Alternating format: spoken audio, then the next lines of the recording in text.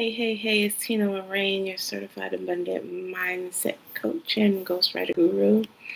And I just wanted to jump on today because I wanted to talk about suffering, one of my most abhorred subjects. I cannot stand, even in reading in spiritual books and whatnot. I don't like to read anything about suffering. Even in the Bible, Job is like my least favorite story. I always avoid it at all costs because I do not like to suffer. I hate it. And I know a big thing in Christianity, a proponent is the suffering and the suffering, and the focus is on suffering and suffering. So, I'm not a suffer girl. I'm not a suffer type chick. So I kind of try to avoid that at all costs.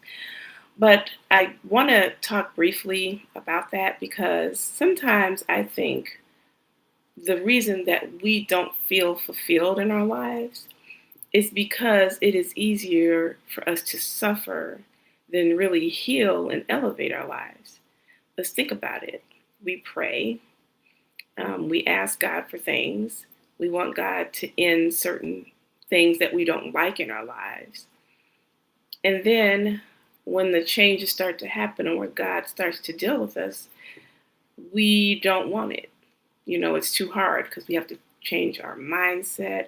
We have to change our environment. A lot of times we have to give up friends. This whole life we've spent years building that seems normal to us, but we're not satisfied in, we're not fulfilled in. It involves, our normal, but then we want to see change in our lives. And so then we choose to just suffer through it because we're not fulfilled, but it's like, this is easier. So I'll just stay where I'm at because it's easier. It's what I'm used to, right? And so that's kind of what I wanted to just jump on really briefly and talk about. Um, Suffering is a familiar mindset in our lives. However, we have built our lives, whatever we pray for, if the prayer is different, if you're asking for elevation, if you're asking for healing in areas, then whatever you've done up until that point, you got to be willing to let it go. And so sometimes it is easier to just be comfortable, right?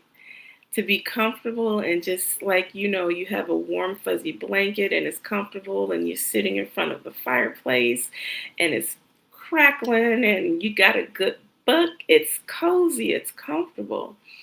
And, toxicity can be cozy and comfortable if that's what you're used to. You might in your heart want change, but then when God brings the change, you're like, oh, I don't know if I really want that. So, it's just easier to think toxic. It's easier to settle. It's easier to talk yourself out of your dreams every day because it's basically what you're used to doing. And so it's harder when we pray and when we seek change and when we seek elevation and we want alignment, when we want to live purposefully and we want to know what it feels like to be fulfilled in our hearts, to bring our dreams to manifestation. That is harder. Why? Because we have trained ourselves for so long to, we've been trained. Okay, you got to think about it. We've been trained since the day we come out of the womb, right? As soon as our mother gives birth to us and we're out in the world, we receive instruction on how to do things, on what looks normal.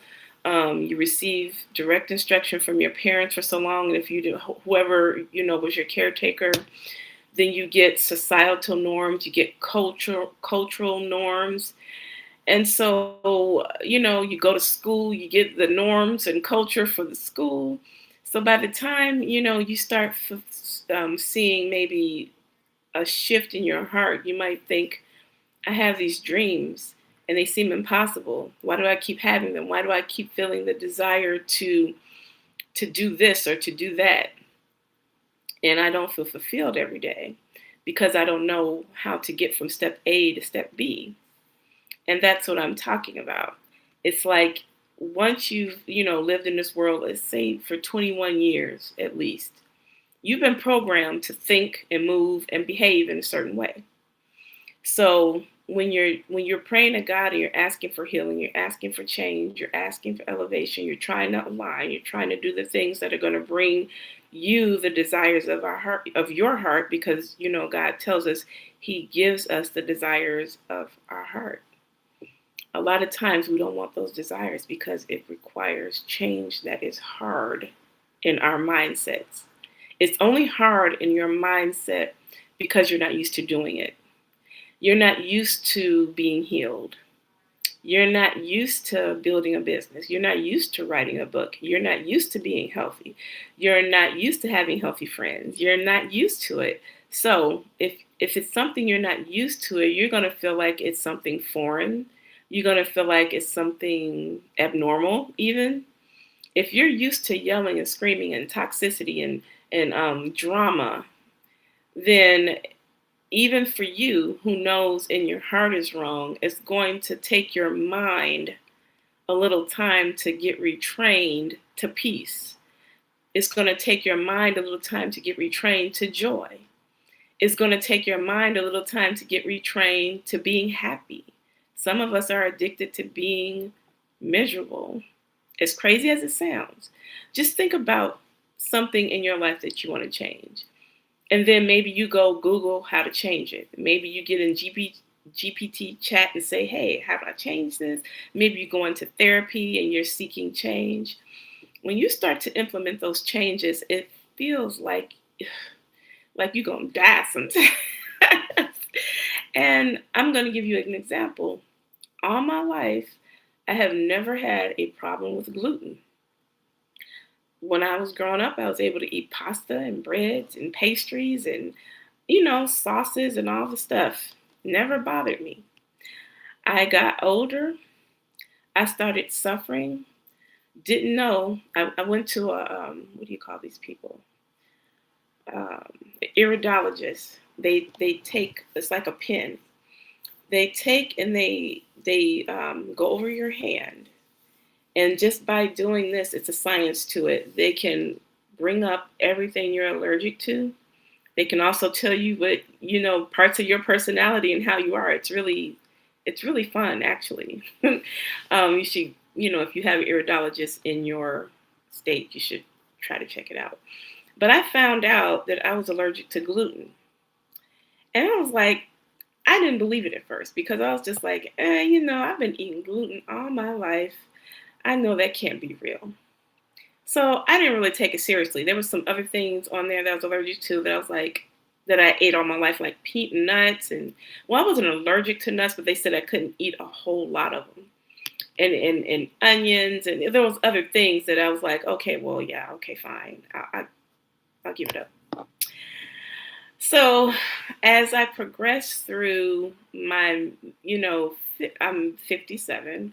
So as I progressed, when I came to about 50, 51, I kept getting sinus issues. And it just got to the point where when I ate gluten, I suffered this thing called gluten ataxia. And gluten ataxia is something you never want to experience. It attacks your nervous system. So now you're feeling unbalanced. Now your head is feeling like it's full of water. I've lost hearing in one ear. It's a mess. And at first I didn't attribute it to gluten, but then I have to keep looking for remedies because I was suffering so much. And then I found out it was gluten ataxia, something that doctors don't know a whole lot about unless you go to a specialist. A lot of this stuff I had to research on my own. And even then, y'all, I did not want to give up my Dunkin' Donuts pumpkin muffin. I didn't want to give up, I like to bake. Even though I'm healthy, I still like, a dessert or, whatever. And so I was just like, it's still something in my mind just told me it's impossible. It can't be this. It can't be this. Because all my life, I've been able to eat pasta and bread and, enjoy pastries and bake and all that stuff. So I didn't want to believe it until I suffered long enough, until I couldn't walk, until I couldn't get up off the couch, until I had to fight every day just to walk. just to move my head. Just think about your head being an ocean in like a sea, and it's just like waving back and forth. That's the way I was. And I got tired of it. And so I had to I had to mourn the fact that I could not have gluten anymore. And that was an important step because usually I was the type in the past that would repress my feelings and just soldier on and be positive and say my affirmations and all that stuff. But it's important to mourn what you're losing. So even when you're praying for God to elevate you or you're praying for that healing, you have to mourn what you're losing. Because if you don't acknowledge the fact that, hey, I love gluten. Hey, I love my Dunkin' Donuts in the morning. Hey, I love to bake. Hey, this is something that was important to me because I do like to bake and cook. And gluten is not just in the obvious things like bread and all of these things. It's in some sauces, like when you go out to eat. So I had to be that person. I had to go shopping at Whole Foods, and now I have to check labels. I have to find out, even if I'm getting ready to just pop a piece of candy in my mouth. I was eating Twizzlers, y'all. Twizzlers was one of my favorite candies. Found out they had a wheat derivative in them, and couldn't eat the Twizzlers no more. So I had to mourn what I lost, and I had to make up my mind that either I want to be sick, either I want my nervous system to eventually shut down on me, because eventually what happens is if you keep eating the gluten and you have gluten ataxia and it's affecting your sinuses and your nervous system, it eventually won't heal. See, before I would eat it and then I would stop and then it would take my body, a little time and it would get back to normal. Now, because I have done it so much, did that back and forth, was double-minded. See, double-mindedness keeps you stuck and it keeps you harming yourself. So I was double-minded about it. I was like, yeah, it's that, but no, it's not. No, it's not. It can't be. So now, I still have remnants. I'm still healing from it now. Even though I've been pretty much gluten-free for the last 3 years. I read the labels. I watch what I eat. I watch what I put in my mouth. So how did I get from point A to point B? My mindset.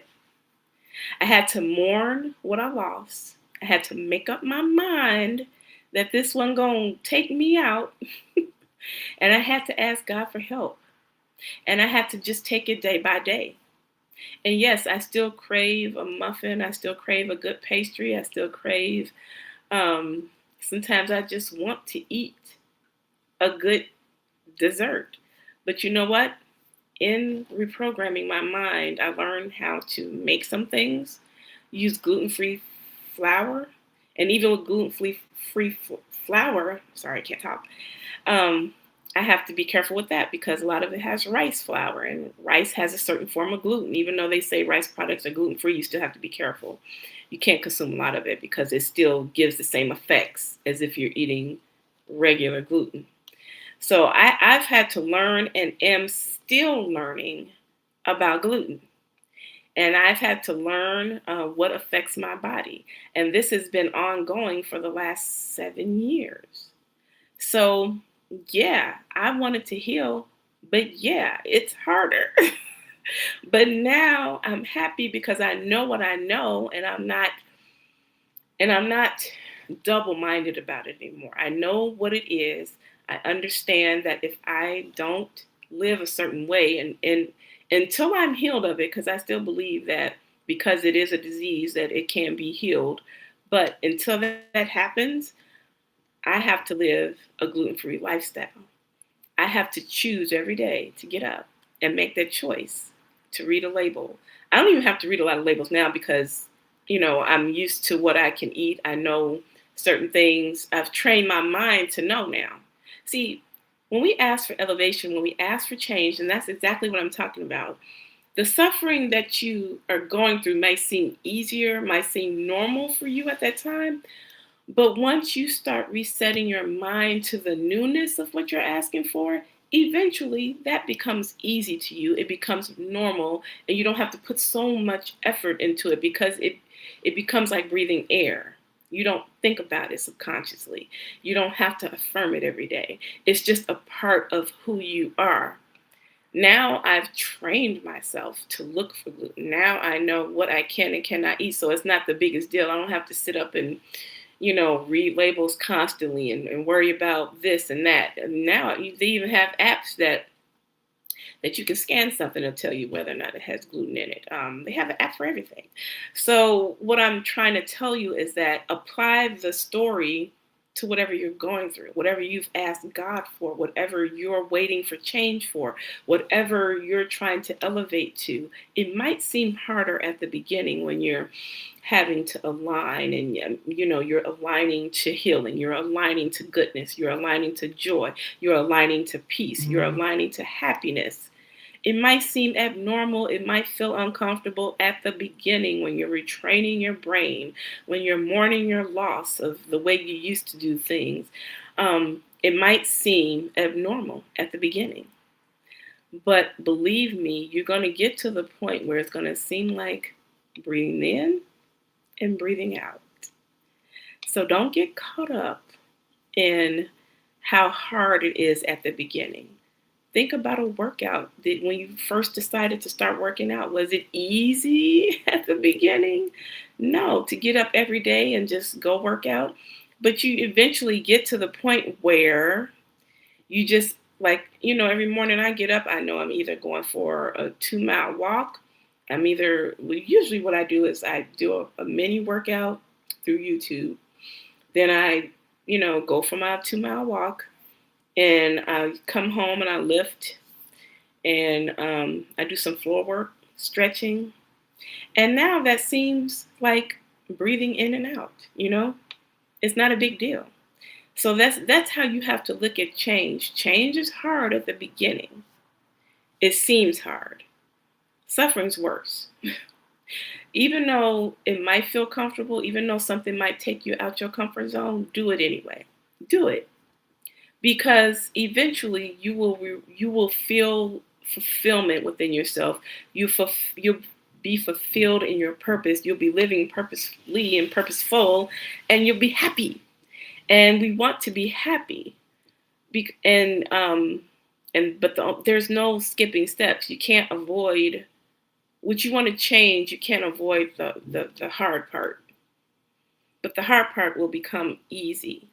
So don't get caught up in the easy stuff. Don't get caught up in your life thinking, well, I just like it the way it is. So even though I want to change these things, I'm not going to because I'm comfortable where I'm at. Because there is a thing, you can have a form of happiness and still be unfulfilled. You see this a lot with a lot of people who have money. Think about stars. A lot of them, a lot of times you see them having drug problems, or they're daredevils, or they're, constantly cheating, or they're constantly not happy, and they have all this money. They have mansions, they have cars, they have all the stuff materialistically anybody could want, all the stuff we want, right? Because, I'm not opposed to some zeros in the bank account. I'm not opposed to being a millionaire. I'm not opposed to any of that. But I don't want to have money and still not be fulfilled in my heart, still not leading a purposeful life, still not in alignment with higher power, with God, with love, with peace, with joy.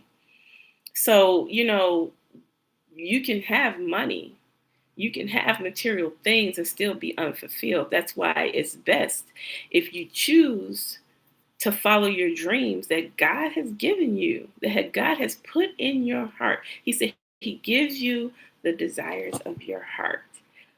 But it's not just they're going to fall out the sky and God just drops them in your head and then all of a sudden, you're a robot and you fulfill dreams, because God didn't make us that way. He made us, we get to choose. We get to choose. We have a say-so in our lives. He made us, free agents. We get to choose. So you have to choose for you, and you have to let go of what you think is normal.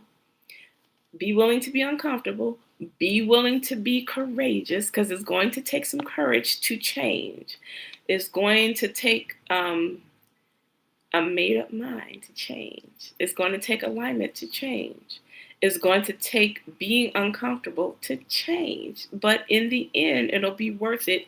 You'll be proud of yourself. You won't be double minded anymore. You won't be, feeling like you're stuck and unfulfilled. Who wants to feel like that every day? Yet we do it every day. We get up, the alarm clock goes off, we go to these jobs that we're not fulfilled in.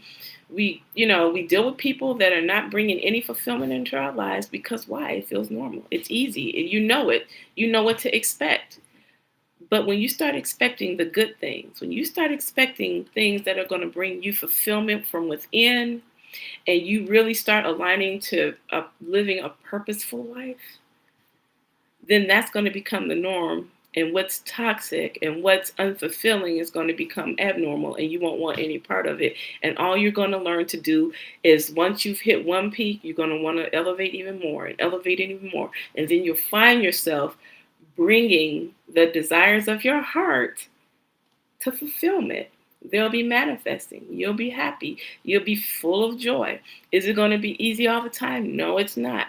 But as one of my coaches always say, choose your hard.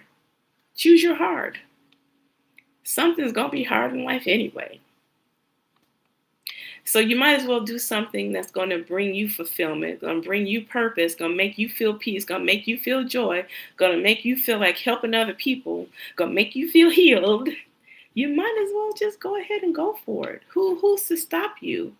God said he can do above all you can ask or think according to the power that lies within you. The power is already within you to change. Yes, it's going to take some mindset work. It's going to take some sitting still, meditating, affirming, journaling, all the good things you know to do, therapy if you need it, coaching if you need it. It's going to take all the things. But eventually you will get to the point where it's streamlined and you're like, this is a part of my life. This is a part of my normal. I feel great. I feel purposeful. I feel joyful, and I'm out to help other people. And that's exactly what we're here for. We are here to fulfill ourselves first so we can fulfill others second, right? If you're not fulfilled, then you don't really want to, help anybody feel fulfilled unless you're just the type of person who doesn't think very highly of yourself. So that is the message for today. I know it's easier to suffer sometimes. I know it's easier to feel comfortable sometimes in your mess. But if you have dreams in your heart that God has given you, that you know is divine, you have these divine interventions, thoughts, dreams, purposes in your heart, that you want to, open up you want to open up a coffee shop on the lake somewhere. You want to open up a bakery. You want to help people think better of themselves. You want to help them heal. You want to do different things, okay? You want to open up a dance studio. You want to write a book. Whatever you want to do, go for it. It's all in how you think about yourself and your life and how you think about God, really, and what you're willing to put up with in your life. You're the one who is guiding your life. You're the one who's guiding it. God has given your life to you as a gift. Yes, God is there to help you along, but at the end of the day, it's you who has to make the choice. We all have to choose, okay? So that is my message today. Get out the suffering. Go ahead and change the mindset. Choose your hard and live fulfilled and purpose. I'll see you soon. Bye. Now, guys, I have to figure out how to close.